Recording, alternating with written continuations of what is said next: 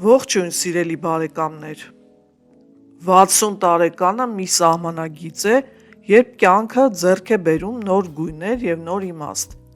Սա այն ժամանակն է, երբ վերջապես կարելի է ժամանակ տրամադրել ինքդ քեզ։ Սակայն որպեսզի այդ ժամանակը լինի լիարժեք,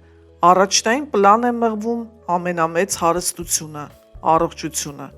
Շատերը կարծում են, թե 60 տարեկանից հետո պետք է խնայել ուժերը և քիչ շարժվել։ Իրականում պետք է անել հակառակը։ Օրինակ, քայլելը ամենաանվտանգ և արդյունավետ մարզանքն է։ Օրական ընդամենը 30 րոպե զբոսանքը մաքուր օդին բարելավում է արյան շրջանառությունը և ամրացնում է սիրտը։ Հավասարակշռությունը։ Տարիքի հետ ընկնելու վտանգը մեծանում է։ Պետք է փորձել կատարել պարզ վարժություններ,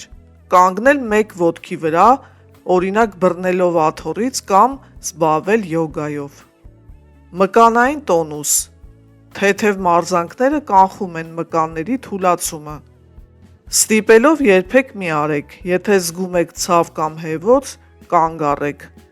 Մարզանքը պետք է հաճույք պատճառի։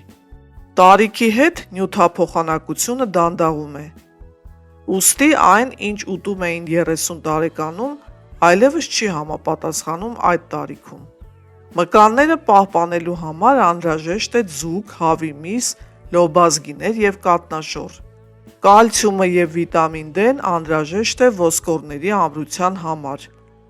օստեոպորոզի կանխարգելման համար։ Պետք է սահմանափակել աղը։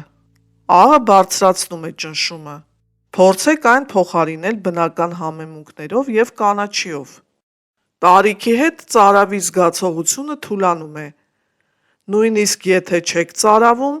օրվա ընթացքում կում-կում ջուր խմեք, մինիմում 1 լիտր։ Լավ քունը լավագույն դեղամիջոց է։ Փորձեք քնել և արթնանալ նույն ժամին։ Կարդացեք գրքեր, լուծեք խաչբառեր, սովորեք նոր հմտություններ։ Սա լավագույն միջոցն է Ալցհեյմերի հիվանդության և դեմենցիայի դեմ։ Մի մեկուսացեք, շփվեք մարդկանց հետ, զրուցեք ընկերների հետ, խաղացեք թոռների հետ, մասնակցեք համայնքային միջոցառումների։ Սոցիալական ակտիվությունը երկարակեցության գաղտնիքն է։ Տանը միշտ ունեցեք ճնշման չափելու ապարատ և օրական 2 անգամ ստուգեք այն։ Տարին գոնե 1 անգամ անցեք ընդհանուր բժշկական հետազոտություն։ Ստուգեք արյան մեջ շաքարի մակարդակը և խոլեստերինը։ Ժամանակին դիմեք մասնագետի, որպեսզի կյանքի որակը չտուժի։ Հետևեք տեսողության և լսողության վիճակին։ Սիրելի բարեկամներ, մինչ կշարունակեմ, չմոռանաք բաժանորդագրվել ալիքին և հավանել տեսանյութը։ Ծերությունը հիվանդություն չէ, այն կյանքի փուլ է։ Ձեր մարմինը ձեր տունն է։ Խնամեք այն սիրով և համբերությամբ։ Հիշեք, երբեք ուշ չէ սկսել ավելի առողջ ապրել։ Այսօրվա փոքրիկ քայլը վաղվա ձեր առողջ օրվա երաշխիքն է։ Շատ հաճախ տնային դեղատուփերը նմանվում են պահեստի։ 60-ից հետո կարևոր է այն կարգի բերել։ Տարին 2 անգամ ստուգեք ժամկետները։ Ժամկետանց դեղերը կարող են լինել թունավոր։ Մի զբաղվեք ինքնաբուժությամբ։ Մի ընդունեք դեղեր միայն այն պատճառով, որ դրանք օգնել են ձեր հարևանին։ Յուրաքանչյուր օրգանիզմ անհատական է։ Պահեք դեղերի օրագիր։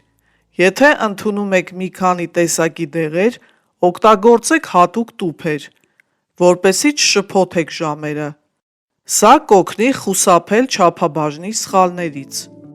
Պահպանեք տան անվտանգությունը։ Առողջությունը նաև վնասվածքներից խուսափելն է։ Տարիքով մարդկանց մոտ կոտրվածքների մեծ մասը տեղի է ունենում հենց տանը։ Տանը ապահովեք լավ լուսավորություն միջանցքներում և լոգարանում, հատկապես գիշերային ժամերին։ Հեռացրեք սահող փոքր գորգերը կամ ամրացրեք դրանք հատակին։ Դրանք ընկնելու հիմնական պատճառներից են։ Հագեք հարմարավետ կոշիկներ։ Տանը հրաժարվեք սահող կամ հետնամաս չունեցող հողաթափերից։ Կոշիկը պետք է լավ գրկի ոտքը։ Ինչպես պայքարել միայնության դեմ։ Հոգեկան առողջությունը սերտ կապված է ֆիզիկականի հետ։ Միայնությունը կարող է առաջացնել ստրես, որը թուլացնում է իմունիտետը։ Նոր նախասիրություններ։ Երբևէ երազել եք նկարել, գործել կամ գուցե սովորել օգտվել համակարգչից։ Հիմա լավագույն ժամանակն է։ Փորձեք ձեր փորձով կիսվել երիտասարդների հետ։ Օգտակար լինելու զգացողությունը լավագույն էներգիան է։ Եթե հնարավորություն ունեք, պահեք ընտանի կենդանի։ Շունը ձեզ կստիպի ամեն օր դուրս գալ զբոսանքի, իսկ կատուն կնվազեցնի ստրեսը։ Ծերությունը հիվանդություն չէ, այն կյանքի փուլ է։ Ձեր մարմինը ձեր տունն է, խնամեք այն սիրով և համբերությամբ։ Հիշեք, երբեք ուշ չէ սկսել ավելի առողջ ապրել։ Այսօրվա փոքրիկ քայլը վաղվա ձեր առողջ օրվա երաշխիքն է։ Եղեք առողջ և լավատես։